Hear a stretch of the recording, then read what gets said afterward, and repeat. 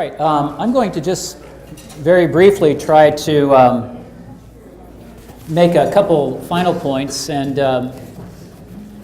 where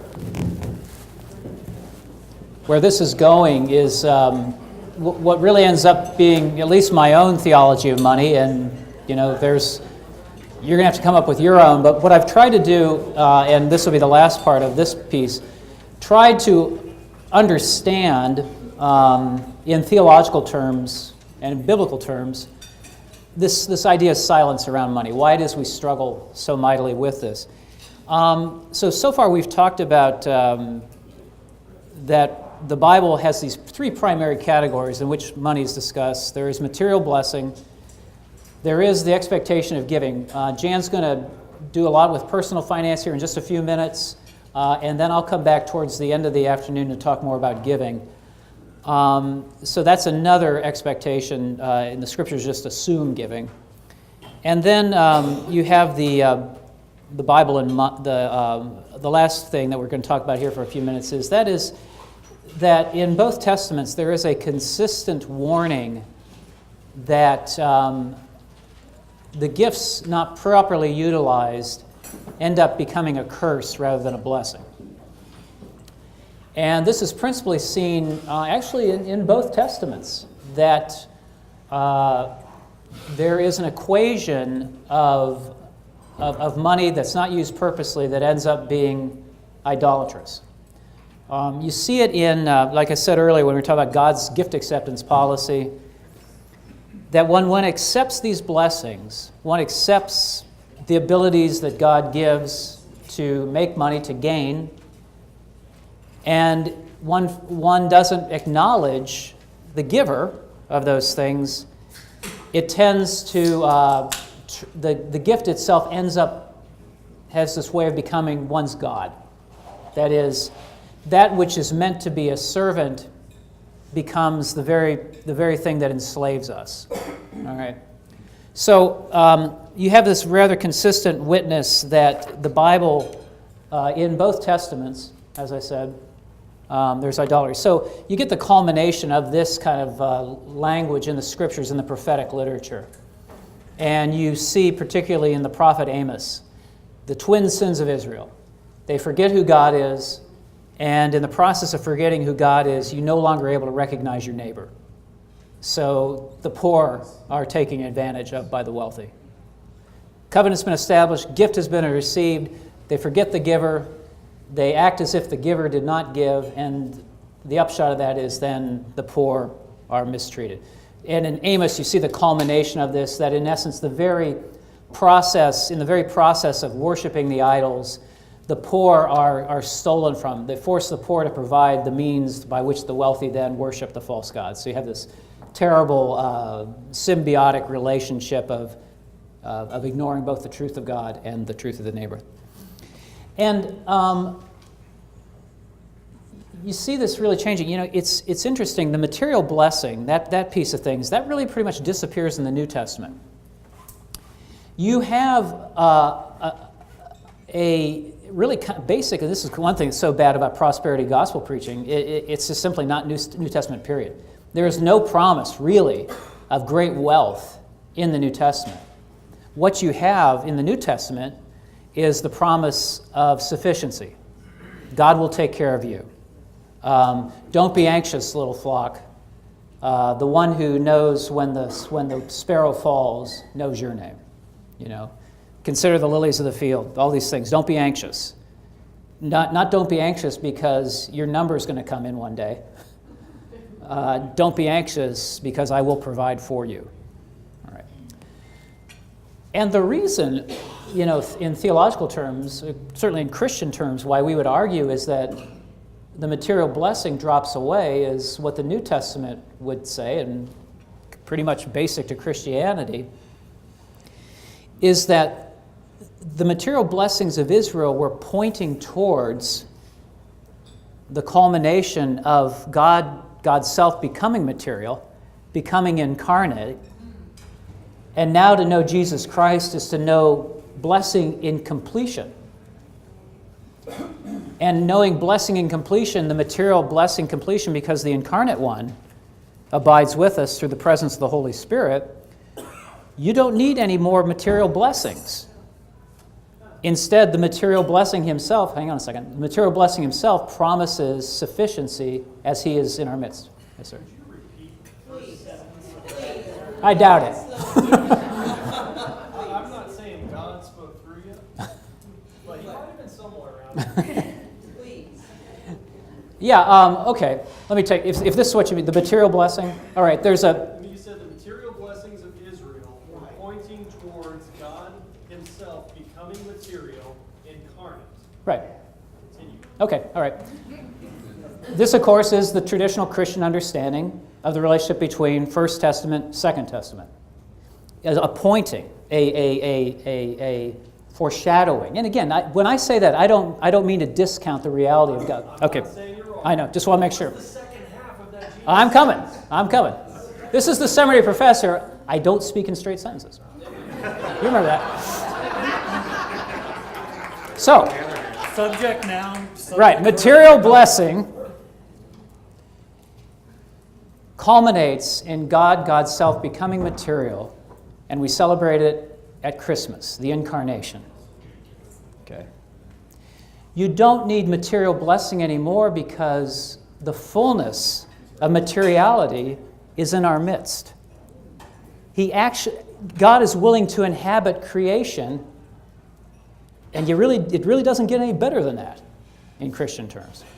Okay, so God is now, so if we here's the bad thing: if we insist in our way of thinking that sure Jesus is good, but it would be nice to have these things on top of that.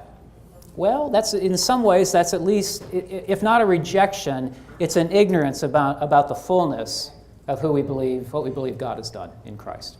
Okay. So is that good? Was that good enough? Or? That's beautiful. Okay. All right. All right. So that disappears in the new. And again, what comes then is the promise, I will take care of you. Okay. And I'll say more about this in giving, but in the First Testament, in the Old Testament Hebrew Bible, you have as a law the tithe. Okay? It's required. 10% in order to care for those who have no share in the land, who cannot create food for themselves, who can't have food, who don't harvest food for themselves. That's to be shared with the Levites. Okay, the necessity of the tithe being brought in, which actually, of course, becomes a big party that even the giver themselves gets to have food and drink. You know, it says wine and strong drink. It's not just wine. It's a big party when the tithes are brought in.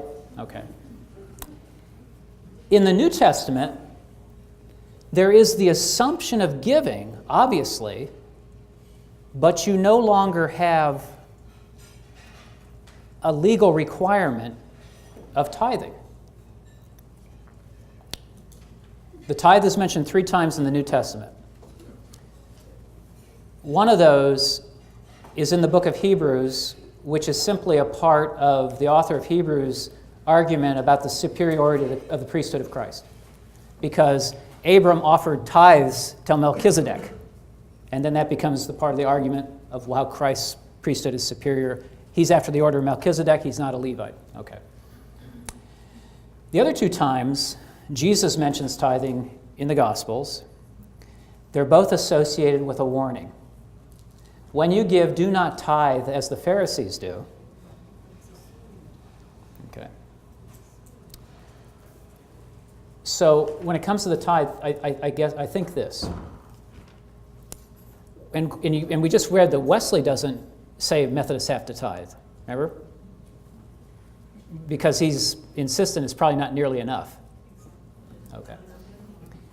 In the New Testament, I would say, too, is the tithe drops away because now this material God in our midst doesn't require 10%. This one who is Lord requires everything.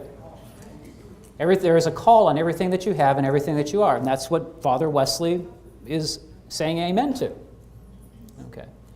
So the idea that if I can hit that 10% threshold, then, finally then, you'll get off my back, God. I'll have done the right thing. You've misunderstood the whole thing here. Now, I still, again, both by being brought up in a household where I was told I was to tithe, and, thankfully it becomes a habit. You just keep doing it. But I can also witness to the reality that it's very easy to think, having done this now, okay, good boy, right? Doing my duty. But to do that misses the entire point of giving in the New Testament. Is what does the Lord require of you? What is your ability? What can you do? What can you do? It's a great place. I think also for most of us still, 10% starts to hit a threshold where you actually begin to have to deal with Christ's lordship, because this means I'm going to probably have to forego some things in order to do these things. And so my experience starts to come more in line with what it actually means to no longer belong to oneself. Not that hard, come to think of it, but at least it starts to hit a point where we feel the limits of reality. If I'm going to do the things that matter, I'm probably going to have to stop doing some of the things that don't matter quite so much. But that's okay. All right? So the tithe itself gets changed, and the pattern and the expectations around giving differ between the two testaments. All of that to bring you to this last point on idolatry. It doesn't change. This is the one where there seems to be a complete and total consistency between two. There is a danger in wealth. Again, Wesley's quite right, and as he quotes, he says, it's not money itself that's the problem, but there sure is a rife of problems with the relationships that we can have to money. And it has a way of changing us. And ultimately, the culmination, I would argue, of the teaching in the New Testament is seen in the Sermon on the Mount. Matthew 6, 19 through 34, famous words, you cannot serve two masters. You'll love one and hate the other. Hate one and love the other. You cannot serve God and mammon. Now, as in most things that scholars think, they disagree. And there is a disagreement about what mammon is or means among New Testament scholars. Martin Hengel, very well-known New Testament scholar, he makes the point that because the word mammon, is not in the Greek, it's directly brought over from the Aramaic. Do you know that? Okay, it's not a Greek word. It's a proper noun, but not a Greek noun. So it's brought right in. Hengel argues, there's disagreement about this, but Hengel argues that there is some evidence to say that mammon was the Syro-Phoenician Canaanite god of wealth. And if that's the case, and I like it to be the case because it helps me make my case, if that's the truth, then what that means is this is the only other time that we have recorded in the Gospels that Jesus ever mentions another deity by name. Because the only God Jesus ever acknowledges is his Father, is the true God. So, let that sink in for a minute. Now, wait, it gets better. Do you suppose there were a lot of really rich people in that crowd when Jesus is preaching the Sermon on the Mount? Probably not. Probably not. So Jesus is warning peasants that they have a choice to make. They will either serve the true God or they will find themselves serving mammon. So the question for us is, if that's the case for people with subsistence living, a good day is you have found enough food and drink for yourself and your family. That's a good day. If Jesus warns them that the temptation will be to depend on the false god of riches or security, for that point, security is probably a better way to understand it, because you don't have to have a lot of money to depend on money. But if you find your security there, it will be impossible to locate your security in God, where it actually is. Okay. So again, what's up with that? Why in particular wealth? Why in particular money? And how does that work? How does that affect us the way it does? Well, here again would be my own theology of money. It's not unique to me, but this seems to make the best sense, and I would argue it makes the best biblical sense. We can disagree about this. Is that money's power is that it, as we already said, this grants value. And what it is that money as a power, I'm talking here in the New Testament, principalities and powers. All right? 3 important things to know. I think, yep, okay, it is. That's what I want. Okay. 3 important things to know about the powers. This is the literature primarily of Paul. It's Pauline literature. Okay. Ephesians, Colossians. This comes under the cosmic aspects of the work of Jesus Christ. The powers and principalities. Anyone read Walter Wink on the? Okay, this would be akin to what Wink's doing. All right. There's other folks who've done it before Wink, but this would be akin to what Wink's doing. There is that what you have are these sort of organizational structures. All right, the things that we kind of need for dealing with one another. So economics, it may be boring, but it doesn't have to be bad. Okay, there's certain things that human beings take as givens as we interact with one another. Okay, the state, we have a relationship, we have a shared sense of government. Honestly, at least we used to. So there was, we kind of acknowledge that in order to serve the welfare of all, you need some level of organization. Okay. And so the 2 primary, in our experience, I would say, the 2 primary manifestations of what Paul would say, see, that's what I mean when I'm talking about powers and principalities, your relationship to the state and your relationship to money. Those are things that are just sort of given. Everybody's involved in that and needs that and works with that. But Paul would say, he'd argue this, or the Pauline literature would argue this. These things are not bad in themselves. They are part of the created order. They're part of the necessary realities that we deal with one another. Karl Barth says fashion is another one. Sports are another one. Technology is another one. There are these things that we kind of hold in common,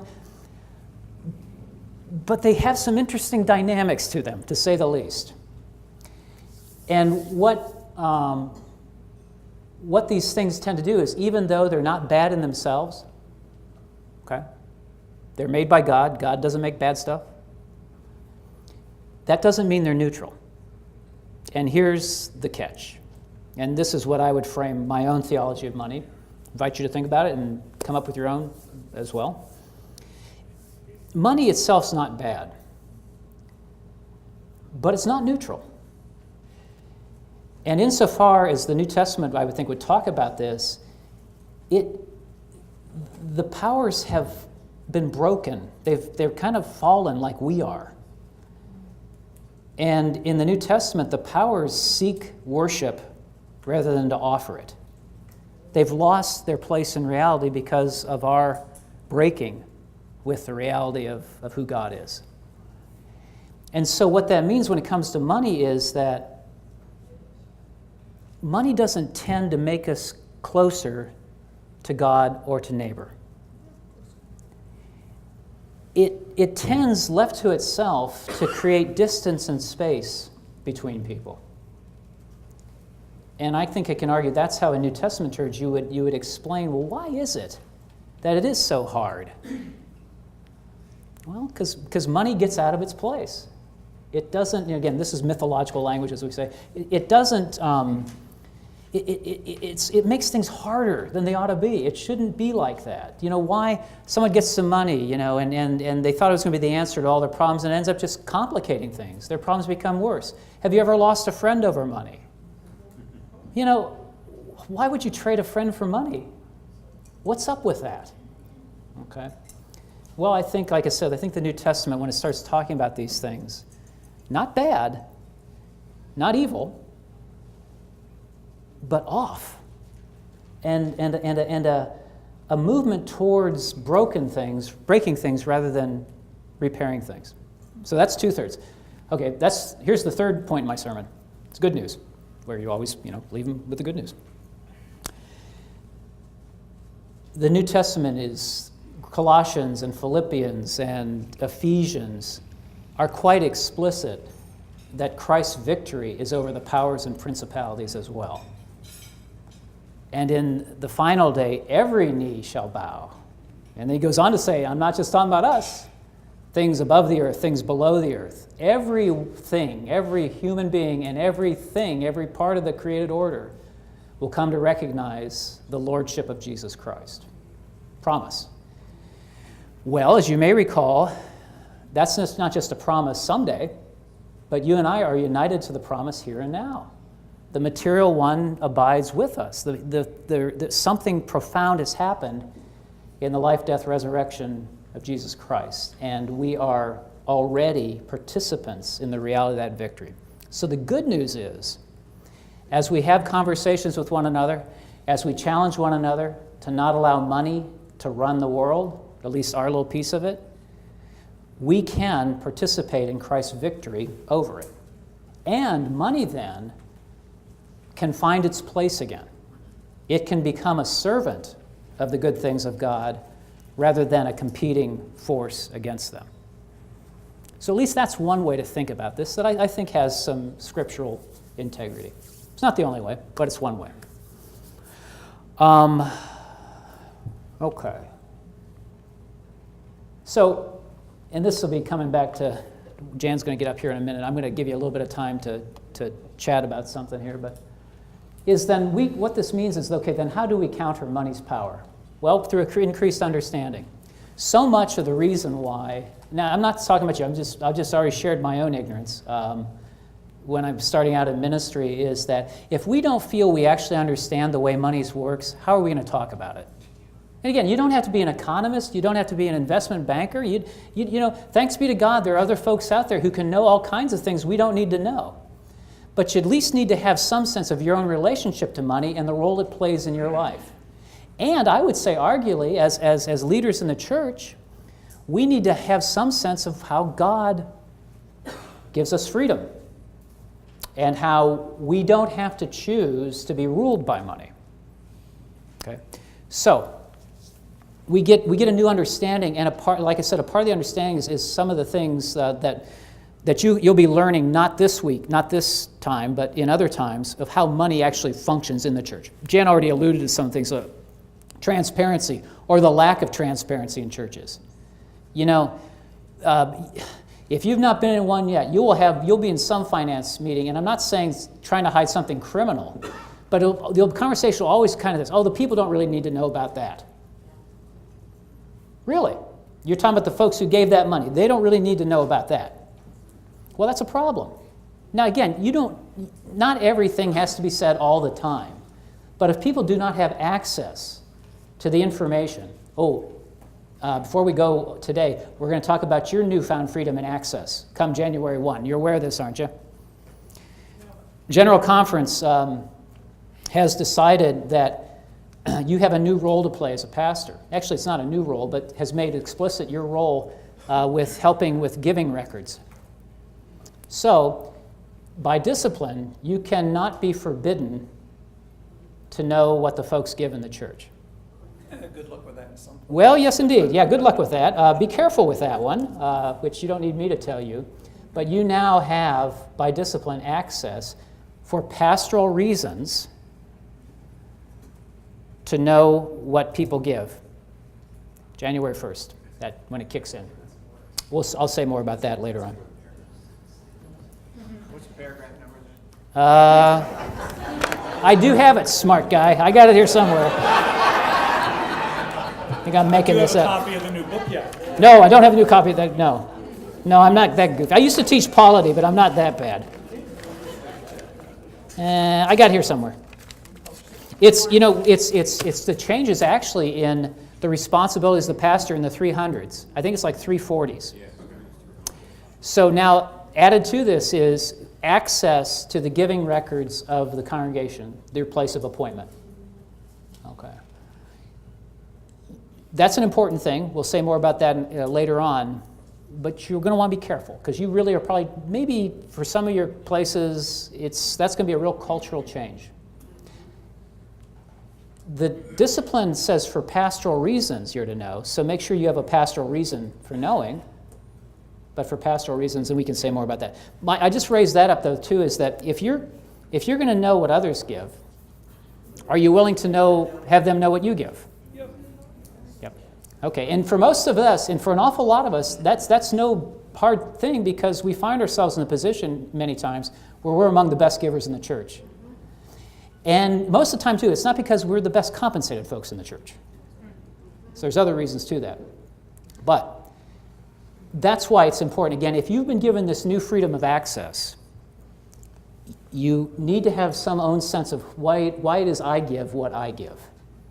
Okay. So that's a little teaser for that other part. Can I ask a follow-up on that? Sure. And if you want to save it for another session, that's fine too. Yeah, that's what I'll do, but go ahead. Because, well, my understanding is that we've always had that access. That's been the best teaching, the best practice. We've been doing it anyway, unless we've just been too scared to do it.